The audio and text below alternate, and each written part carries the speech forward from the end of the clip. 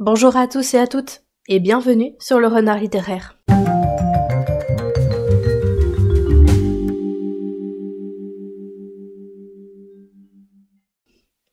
J'espère que vous allez bien. Moi, je suis ravie de vous retrouver aujourd'hui pour une vidéo où on va parler de 5 sagas que j'ai abandonnées. Vous le savez peut-être, je commence énormément de sagas, j'en finis trop peu à mon goût, mais dans toutes ces sagas commencées, il y en a qui ne m'ont malheureusement pas suffisamment convaincue pour que je les continue, que ce soit après le premier tome ou même plus tard.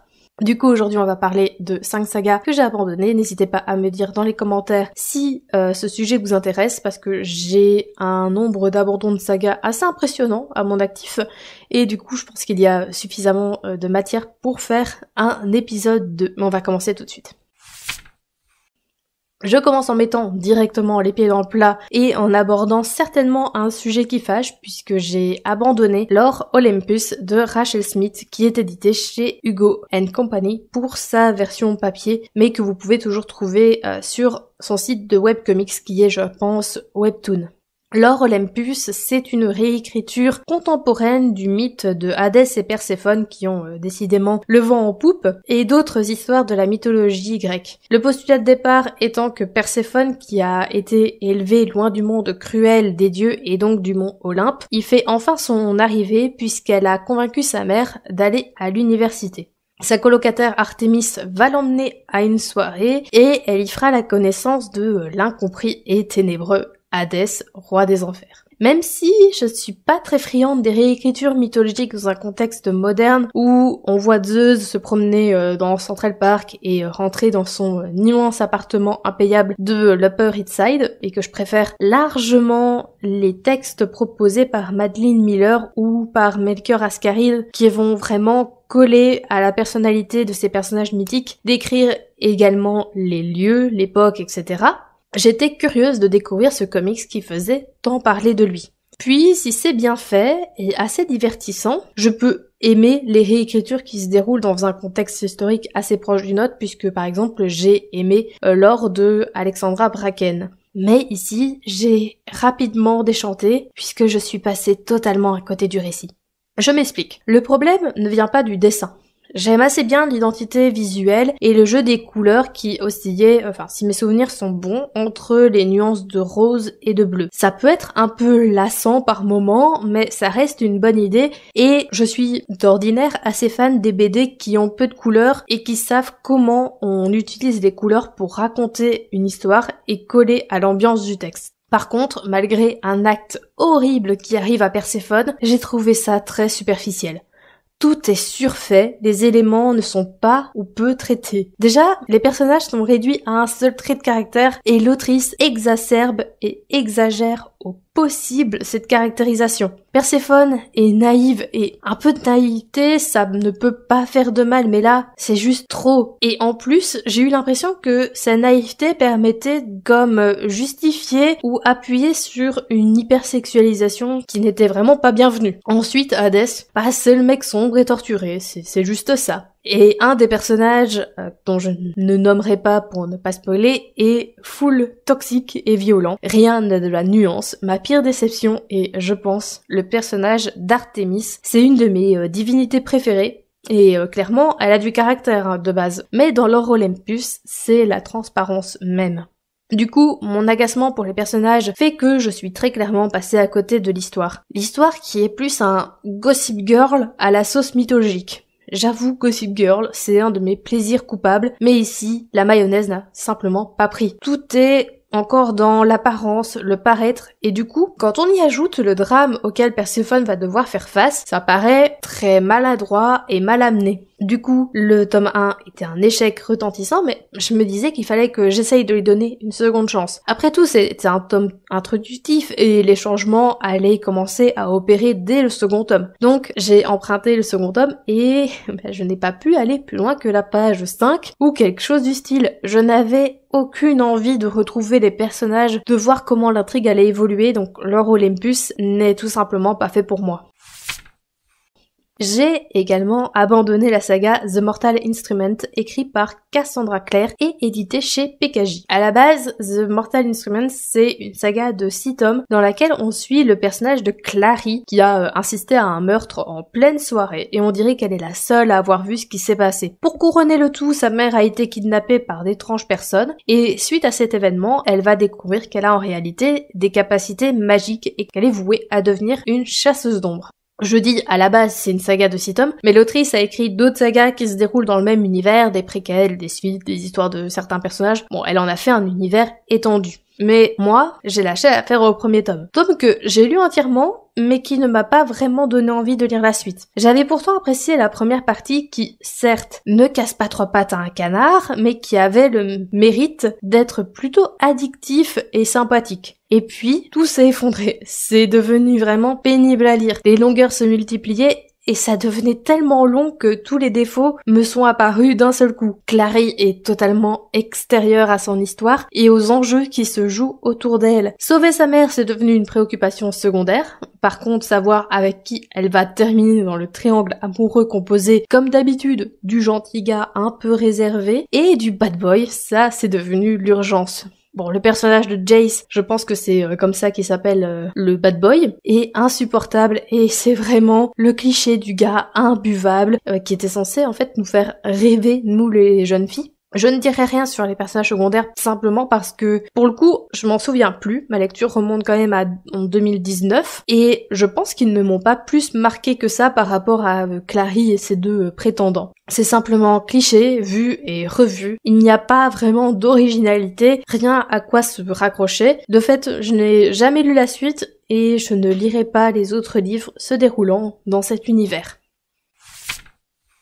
On va parler maintenant de quelque chose que j'ai beaucoup de mal à comprendre. Pourquoi, quand les auteurs de fantasy nous proposent un bon one-shot, ils doivent en faire une saga pour un résultat plus que moyen au mieux, ou alors carrément décevant.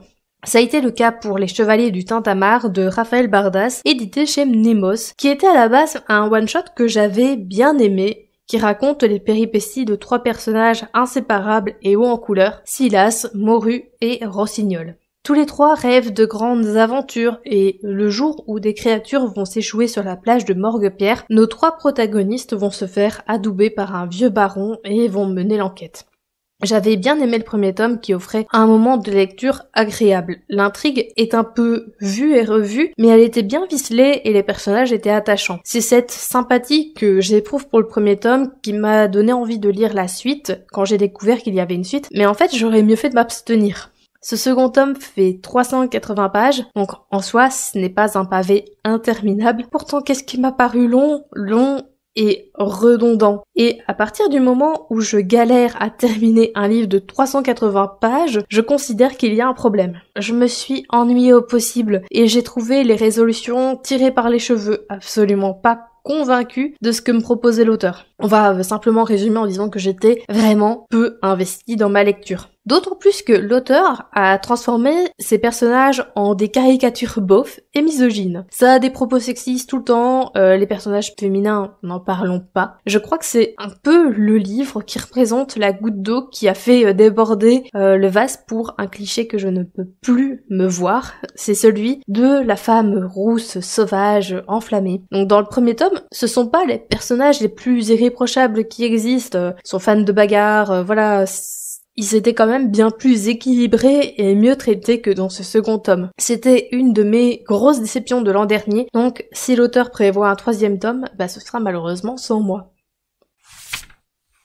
Avant-dernière saga que j'ai abandonnée, il s'agit de Lady Helen de Alison Goodman qui est publiée chez Gallimard. L'histoire de Lady Helen se déroule à Londres en 1812 dans une période assez particulière de l'histoire de l'Angleterre. Notre protagoniste Lady Helen est une jeune noble vivant chez son oncle et sa tante ainsi qu'avec son frère aîné, étant donné le décès de leurs parents dans des circonstances troubles. Alors qu'elle prépare son entrée dans le monde de la bourgeoisie anglaise, d'étranges événements surviennent. Une de ses employées disparaît, et puis elle affirme avoir vu une étrange créature, et puis Lady Helen fait la rencontre d'un certain Lord Carlston, membre du club des mauvais jours, avec lequel elle va apprendre à appréhender ses pouvoirs, des pouvoirs qui servent à détruire des entités parasites. Bon, la situation va être assez similaire que pour les sagas citées précédemment. J'ai lu le premier tome que j'avais moyennement aimé. La lenteur ne me dérangeait pas plus que ça, bien qu'il y ait pas mal de moments très longs à passer. La force de ce livre réside très clairement dans son contexte historique bien maîtrisé. On a l'impression d'être vraiment en Angleterre, d'évoluer au sein de cette société bourgeoise, de participer au bal et aux diverses réceptions. Par contre, j'avais beaucoup de mal avec les personnages. J'ai trouvé Lady Helen absolument insupportable. Elle fait partie de la catégorie d'héroïnes que je qualifierais de faussement badass. On nous explique qu'elle est une femme cultivée, qu'elle aime les sciences, la logique, qui ne fait pas vraiment ce qu'on attend d'elle, pour balayer tout ça dès le premier gars venu. Je pense que Clary de The Immortal Instrument fait aussi partie de la catégorie. Bref, dans le premier tome, Helen est passive, se plaint tout le temps de sa situation et ne cherche pas à agir pour elle, mais selon ce que les autres attendent d'elle. Et évidemment, on a un triangle amoureux entre Lord Carlston, le bad boy mystérieux, et un autre lord gentil et attentionné. Et même si j'ai été très mitigée pour ce premier tome, il y avait des éléments qui avaient piqué ma curiosité et qui m'avaient donné envie de poursuivre la trilogie. Donc quelques mois plus tard, j'ai entamé le tome 2 pour l'abandonner assez rapidement. J'étais ravie de découvrir une Hélène bien plus débrouillarde au début, et puis elle est rapidement tombée en pâmoison devant les hommes, et le triangle amoureux a émergé de plus belle. Mon intérêt s'est donc rapidement effrité avec ce second tome. Je ne voulais pas une romance historique du type les Bridgerton, mais bien un roman fantastique avec une pointe d'historique.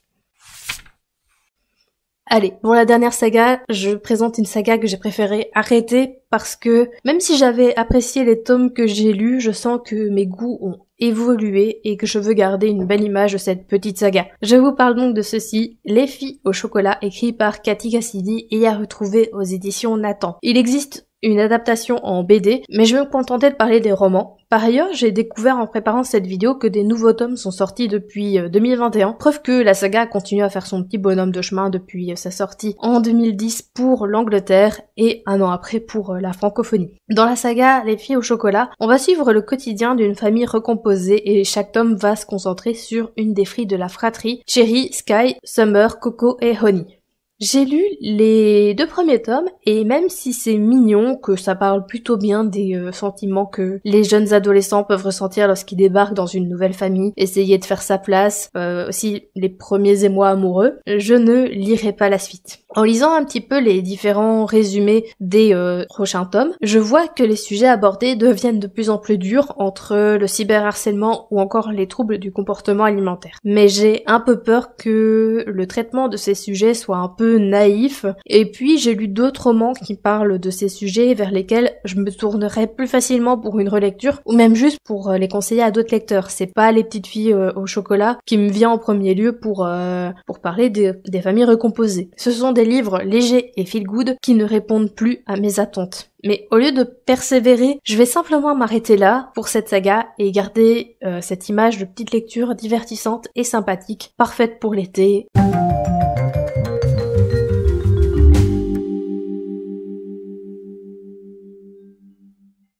Voilà, cette vidéo est désormais terminée et j'espère qu'elle vous a plu. N'hésitez pas également à me dire si vous avez abandonné des sagas et pour quelles raisons vous les avez abandonnées. N'hésitez pas aussi à me dire si vous avez lu une de ces sagas que j'ai citées et en entier. N'hésitez pas aussi à lâcher un petit pouce bleu, à vous abonner. Et moi, en attendant de vous retrouver pour une prochaine vidéo, je vous souhaite d'excellentes lectures et je vous dis à très bientôt.